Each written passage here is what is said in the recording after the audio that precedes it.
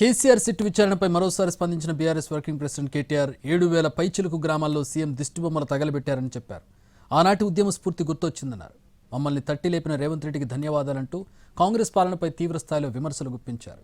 SIT విచారణకు రావాల్సిన అవసరం లేకపోయినా చట్టం అంటే కేసీఆర్ గౌరవం ఉంది కాబట్టే హాజరయ్యారని తెలిపారు కేటీఆర్. నిన్న తమ ఇంటి చుట్టూ 1000 మంది పోలీసులను పెట్టారన్నారు ఆయన. తెలంగాణ సాధకుడు కేసీఆర్ అనే నిప్పుతో రేవంత్ రెడ్డి చెలగాటమాడుతున్నాడని ప్రజలకు అర్థమైందంటూ సీఎం రేవంత్ పై నిప్పులు చెరిగారు కేటీఆర్.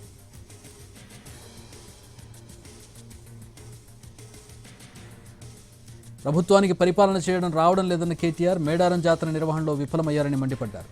అందుకే మంత్రి వాహనంపై దాడి చేశారని విమర్శించారు. రేవంత్ పాలనలో జలవనరుల దోపిడీ, నల్లమల సాగర్ దోపిడీ జరుగుతోందన్నారు. ఎపెక్స్ కౌన్సిల్ మీటింగ్కు వెళ్లనని చెప్పిన రేవంత్ రెడ్డి సాయంత్రానికి డీల్ కుదుర్చుకున్నారని ఆరోపించారు.